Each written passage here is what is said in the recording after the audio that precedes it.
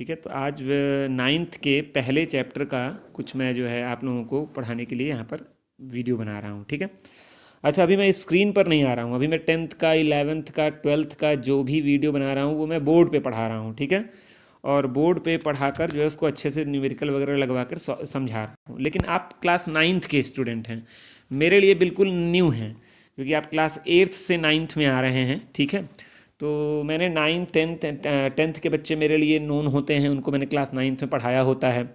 11th के बच्चे मेरे लिए नोन होते हैं, उनको मैंने क्लास में पढ़ाया होता है। 12th के बच्चों को मैं जानता हूँ, लेकिन क्लास 9th के बच्चे बिल्कुल मेरे लिए अननोन हैं। इसलिए अभी मैं पहला वीडियो जो है ऐसे ही बना रहा हूँ, मतलब इस तरह से आपको मोबाइल की स्क्रीन पर पढ़ा रहा हूँ। कुछ बेसिक चीज़ें आपको बता रहा हूँ, ठीक है, जिनके बारे में आपको जानना है। आप क्लास 8th से 9th में आ रहे हैं, याद रखिएगा। ठीक है, मुझे भी नहीं पता है कि आपको साइंस की कितनी नॉलेज है। कुछ बच्चे होंगे जो बहुत तेज़ होंगे, कुछ बच्चे होंगे जो कुछ थोड़े से मतलब वीक होंगे अपने सब्जेक्ट में, साइंस उनको थोड़ी कम समझ में आती होगी। कोई बात नहीं। आप लोगों को बच्चों करना क्या है, सबसे पहला काम आप लोगों को ये करना है कि आप लोगों को जो है केमिस्ट्री में आप लोगों को सबसे पहले तो आपको ये पता लगाना पड़ेगा कि साइंस के 3 ब्रांच होते हैं, फिजिक्स, केमिस्ट्री और बायो। होते तो और भी बहुत से ब्रांच हैं, बेसिकली 3 होते हैं। आप 6th 7th 8th में साइंस एक सब्जेक्ट पढ़े होंगे, 9th में भी आप साइंस ही पढ़ेंगे, जिसमें आपको फिजिक्स पढ़ाया जाएगा, एक अलग बुक होगी, केमिस्ट्री की एक अलग होगी, बायोलॉजी की एक अलग होगी, एनसीईआरटी लेंगे तो उसमें तीनों होगा। लेकिन जब क्लास 11th में जाएंगे तो केमिस्ट्री अपने आप में एक पूरा सब्जेक्ट हो जाएगा।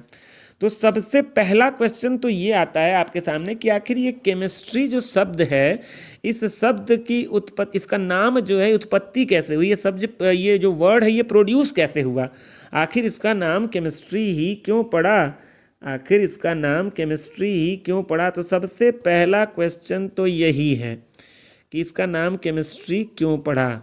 तो इसके लिए मैं आप लोगों को दो दो आंसर दे रहा हूँ। ठीक है, एक तो आप लोग सबसे पहले ये जानते हो, केमिस्ट्री एक वर्ड होता है कीमिया।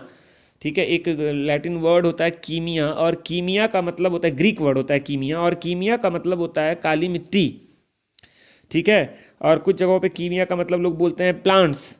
ठीक है, तो काली मिट्टी या प्लांट्स मतलब ऐसा सब्जेक्ट जिसमें हम काली मिट्टी के अंदर पाए जाने वाले तत्वों के बारे में पढ़ें, एलिमेंट्स के बारे में स्टडी करें, या प्लांट्स से रिलेटेड चीज़ों के बारे में स्टडी करें, तो उसी को हम क्या बोलते हैं, केमिस्ट्री। तो केमिस्ट्री जो वर्ड है, इसका जो डेवलपमेंट हुआ वो एक कीमिया, CHEMIA, कीमिया वर्ड से हुआ। ठीक है, आगे बढ़ते हैं। आप लोगों को कुछ बेसिक चीज़ों पे ध्यान देना है। ध्यान किन बातों पे देना है, आपका सबसे पहला काम तो है कि आप लोगों ने क्लास 6 7 8 में एटॉमिक नंबर के बारे में पढ़ा होगा। ठीक है, चलिए, एटॉमिक नंबर के बारे में नहीं पढ़ा होगा तो आप ये सुने होंगे, हाइड्रोजन नाम सुना होगा, ठीक है, हीलियम नाम सुना होगा, नियॉन नाम सुना होगा, आर्गन नाम सुना होगा, ऐसे तमाम नाम आप सुने होंगे। ठीक है, तो इन नामों को आपको करना क्या है, इसी को आप सीरियल नंबर में, सीक्वेंस नंबर में आपको उसका नंबर याद करना है। तो आज का सबसे पहला मेन काम आप लोगों को करना क्या है, एटॉमिक नंबर याद करना है 1 to 20, टिल 1 to 20। मैं एक बार बोल भी दे रहा हूँ, हाइड्रोजन का एटॉमिक नंबर होता है 1, हीलियम का एटॉमिक नंबर होता है 2, लिथियम का एटॉमिक नंबर क्या होता है, लिथियम का सिंबल होता है, लिथियम का सिंबल आपका क्या होता है, Li। लिथियम का एटॉमिक नंबर क्या होता है, 3। ठीक है, उसके बाद आपका आता है बेरिलियम का एटॉमिक नंबर क्या होता है, बेरिलियम को रिप्रेजेंट करते हैं Be, और इसका एटॉमिक नंबर क्या होता है, 4। यहाँ लिख भी दे रहा हूँ मैं 3 से। ठीक है, इसका एटॉमिक नंबर क्या होता है, 4। फिर आपका आता है बोरॉन को किससे रिप्रेजेंट करते हैं, B, इसका एटॉमिक नंबर क्या होता है, 5। फिर आपका आता है कार्बन, इसको रिप्रेजेंट करते हैं C, इसका एटॉमिक नंबर क्या होता है, 6। इसको आप अपने नोट्स के पहले ही पेज पर नोट कर लेंगे, सबसे पहला काम पहले ही पेज पे। ठीक है, फिर आपका आता है क्या, नाइट्रोजन का एटॉमिक नंबर क्या होता है, 7। कुछ बच्चे एटॉमिक मास नंबर भी याद कर लेते हैं, अगर वो भी याद कर लेते हैं तो और बढ़िया है। ऑक्सीजन का एटॉमिक नंबर क्या होता है, 8। क्या होता है, 8। ठीक है, फिर आपका आता है फ्लोरीन का एटॉमिक नंबर क्या होता है, 9। फिर आपका आता है नियॉन, जैसे लिख रहा हूँ सिंबल ऐसे ही लिखना है आपको, नियॉन का होता है 10। ठीक है, 10 है ये। फिर आपका आता है सोडियम, सोडियम को रिप्रेजेंट किससे करते हैं, Na, capital N, small a, इसका एटॉमिक नंबर होता है 11। फिर आपका आता है मैग्नीशियम को Mg, इसका एटॉमिक नंबर होता है क्या, 12। ठीक है। फिर आपका आता है एल्यूमिनियम। एल्यूमिनियम का सिंबल क्या होता है बोलिए, Al। इसका एटॉमिक नंबर क्या होता है, 13।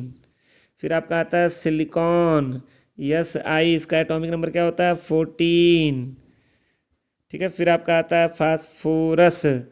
फास्फोरस का सिंबल होता है P, एटॉमिक नंबर होता है 15। फिर आपका आता है सल्फर। सल्फर का एटॉमिक नंबर क्या होता है, 16। फिर आपका आता है क्लोरीन। क्लोरीन का कैपिटल C स्मॉल l। लिखने का तरीका एकदम सही होना चाहिए बच्चे, इसमें भी गलती करते हैं। Cl। इसका एटॉमिक नंबर होता है 17, या आप इसको सीरियल नंबर भी बोल सकते हैं। अगला आपका आता है आर्गन, Ar। आर्गन का एटॉमिक नंबर क्या होता है, 18। ये सब नोट कर लेंगे आप, ठीक है। फिर आपका आता है पोटेशियम। पोटेशियम का सिंबल होता है K, एटॉमिक नंबर होता है 19। फिर आपका आता है कैल्शियम, एटॉमिक नंबर आपका होता है 20। तो ये आप 1 से 20 तक एटॉमिक नंबर नोट कर लेंगे। हाइड्रोजन का 1, हीलियम का 2, ये 2 नहीं लिखा था, और लिथियम के बाद से पूरा 20 तक मैंने लिख दिया है। हाइड्रोजन का भी सिंबल देख ही लो। हाइड्रोजन का सिंबल जो है आपका होता है H, इसका होता है 1। शुरू में लिखना था, ये वहाँ पे नहीं लिख पाया था मैं। हीलियम का होता है आपका 2। ठीक है। तो ये 1 से 20 तक आपको एटॉमिक नंबर याद करना है अगर बहुत बढ़िया से आपको केमिस्ट्री समझनी है तो।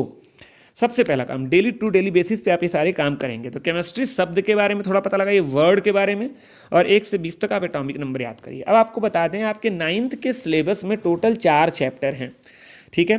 Chapter number 1, the matter in our surrounding, the matter in our surrounding. Chapter number 2, is matter around us pure.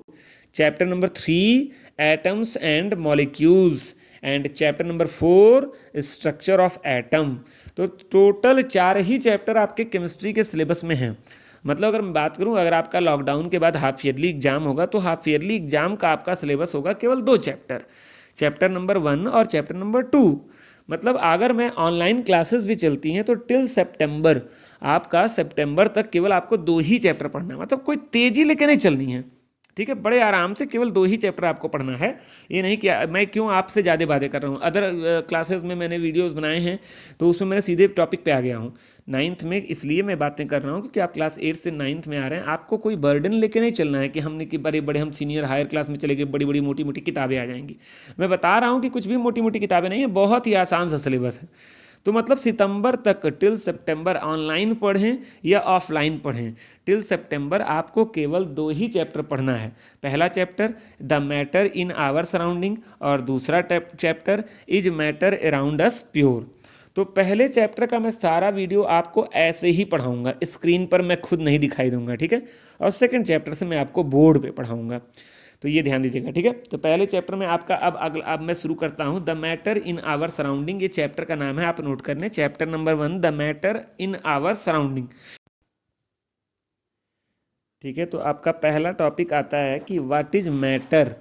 ये भी आप 6th 7th 8th में पढ़े होंगे। अगर आपसे कोई पूछे मैटर क्या है, तो मैटर का मतलब क्या होता है, anything which occupies space and having some mass. What is matter, anything which occupies space and having some mass. हमारे अगल बगल जो कुछ भी है, ठीक है, जिसका अपना थोड़ा बहुत भी मास हो और जो अपने लिए थोड़ी सी जगह घेरता हो, उसको हम लोग क्या बोलते हैं, मैटर। जैसे पेन, चौक, टेबल, हम खुद हो गए, हमारे घर की दीवारें हो गई, दरवाजे हो गए, खिड़कियां हो गई, कॉपी की हो गए, किताब हो गए, एनीथिंग जिसका अपना कुछ मास हो और जो थोड़ी सी जगह घेरता हो, उसी को क्या बोलते हैं, मैटर। ये वो वाला मैटर नहीं है जो हो जाता है, ठीक है, ये मैटर है, MATTER। अब देखिए इसमें लिखा भी हुआ है, इस पेज में आप पढ़ सकते हैं कि matter is the material of which the universe is composed. Matter एक ऐसा मटीरियल होता है जिससे पूरा का पूरा ब्रह्मांड बना हुआ है, ठीक है। बादल हो, हमारा फॉग है, क्लाउड है, रेन ड्रॉप्स हैं, ठीक है, ये सारी की सारी हमारे एयर हो गया, हमारा एटमॉस्फेयर में जो एयर हो गया, 20 किलोमीटर ऊंचे तक हमारे एटमॉस्फेयर में एयर है, ठीक है। तो ये सारी की सारी किससे बनी हुई है, मैटर से बनी हुई है। आगे पढ़िए, matter may be defined as something that occupies space and possesses mass and offers resistance to any stress, ठीक है। अगर इस पर फोर्स अप्लाई करेंगे तो ये थोड़ा सा इसको हटाने में, जैसे मान लीजिए इसका मतलब क्या हुआ, and offers resistance to any stress.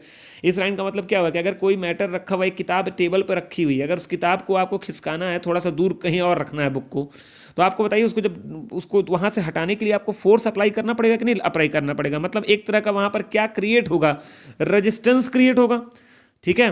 मतलब वो किताब के मास के बराबर आपको फोर्स लगाकर उसको दूर खिसकाना पड़ेगा, तो ये चीज़ें होती हैं। अब देखिए तमाम एग्जाम्पल इसमें दिया हुआ है। अब जैसे इसके आगे बढ़ते हैं, ठीक है, आपका ये हो गया व्हाट इज मैटर हो गया। अब जैसे characteristic of particle of matter, matter जो होते हैं आपको पता होगा कोई दुनिया का कोई भी मैटर हो वो छोटे छोटे पार्टिकल से मिलकर बना होता है, और आपको पता है नहीं छोटे छोटे पार्टिकल्स को हम क्या बोलते हैं, एटम्स। क्या बोलते हैं, एटम्स। जैसे कभी भी आप लोगों ने झरोखे से, खिड़की से, विंडो से, आपने रोशनदान से सनलाइट आती हुई देखी होगी, तो आपने देखा होगा सनलाइट के पार्टिकल्स, सनलाइट के अंदर जो पार्टिकल्स होते हैं वो चमकते रहते हैं, टिमटिमाते रहते हैं। देखा है कि नहीं देखा है, देखा होगा, ठीक है। अच्छा उसमें से किसी एक पार्टिकल को पकड़ो, आप सोच रहे होंगे कैसे पकड़ेंगे, पकड़ पाना कहाँ संभव है। उसमें से सोचिए एक पार्टिकल को पकड़िए और उसके 60 इक्वल पार्ट्स करिए। जो 1 पार्ट होता है that is almost equal to 1 atom.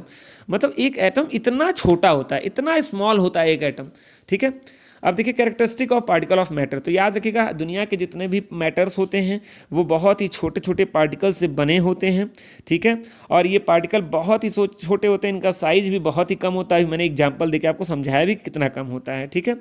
अच्छा तो दुनिया का जो भी मैटर होगा वो छोटे छोटे पार्टिकल से बना होगा, मतलब कई पार्टिकल्स होंगे, तो कई पार्टिकल्स होंगे तो उनके बीच में स्पेस होगा। उन्हीं स्पेस को हम नाम देते हैं वॉइड्स, VOIDS, वॉइड्स। क्या नाम देते हैं, वॉइड्स। या उसी को हम नाम दे सकते हैं इंटरस्टिशियल। क्या नाम दे सकते हैं, इंटरस्टिशियल। अच्छा और एक चीज़ जान जाओ, ये जो पार्टिकल्स होते हैं दुनिया में जितने भी मैटर होते हैं, मैटर के अंदर जो पार्टिकल्स होते हैं ये पार्टिकल्स मूव भी करते हैं। आपको पता भी होगा, इसी चैप्टर में आगे डिस्कस किया जाएगा। मैटर के बेसिकली 3 फेज होते हैं, सॉलिड, लिक्विड और गैस। लेकिन आपको मैं बता दूं केवल 3 नहीं होते हैं, होते 5 फेज हैं, solid, liquid, gas, super cooled और सुपर हीटेड। सुपर कूल्ड को बोलते हैं बोस आइंस्टाइन कंडेंसेट और सुपर हीटेड को बोलते हैं प्लाज्मा स्टेट। मैं आपको 5 स्टेट के बारे में थोड़ा बहुत बताऊंगा इसी चैप्टर में अगले वीडियो में, ठीक है। तो याद रखिएगा। तो अब स्पेस होता है, आपको बताओ गैस के मॉलिक्यूल बैठे रहते हैं या टू एंड फ्रो मोशन करते हैं, बहुत तेज मोशन करते हैं। भाई पड़ोसी के घर में अगर कोई बढ़िया चीज़ खाने वाली बन रही है तो देखिए आपके घर में भी स्मेल आती है, आप स्मेल से जान जाते हैं कि आज इनके यहाँ कुछ बन रहा है बढ़िया खाने वाला। मतलब गैस के पार्टिकल बहुत तेज़ी से मोशन करते हैं, लिक्विड के पार्टिकल धीरे धीरे मोशन करते हैं। आप 1 गिलास पानी गिराइए अपने सर पे, वो बहते हुए फ्लोर तक पहुँच जाएगा। मतलब लिक्विड के पार्टिकल भी मोशन करते हैं, लेकिन सॉलिड के पार्टिकल मोशन नहीं करते हैं बच्चों। सॉलिड के पार्टिकल क्या करते हैं, वाइब्रेशन करते हैं। हमको दिखता नहीं है, लेकिन सॉलिड जिन छोटे छोटे पार्टिकल से बना होता है वो सारे पार्टिकल्स अपने स्पेस पर वाइब्रेट करते रहते हैं, ठीक है। अपने प्लेस पर क्या करते रहते हैं, वाइब्रेट करते रहते हैं। तो याद रखिएगा कि सारे के सारे पार्टिकल लगातार मोशन में होते हैं। दुनिया का कोई भी मैटर हो, किसी भी अवस्था में हो, किसी भी फेज में हो। आगे बढ़ते हैं, ठीक है। अच्छा एक चीज़ और जान जाओ, एक वर्ड होता है इंटरमॉलिकुलर फोर्स। मैं इस वीडियो में भी बता रहा हूँ और अगले वीडियो में भी आपको बताऊंगा। इंटरमॉलिकुलर फोर्स का मतलब क्या होता है, इंटर माने बीच में, मॉलिकुलर मतलब मॉलिक्यूल्स के, फोर्स माने ताकत। 2 मॉलिक्यूल के बीच में लगने वाले फोर्स को ही क्या बोलते हैं, इंटरमॉलिकुलर फोर्स बोलते हैं। 2 मॉलिक्यूल के बीच में लगने वाले फोर्स को ही क्या बोलते हैं, इंटरमॉलिकुलर फोर्स बोलते हैं।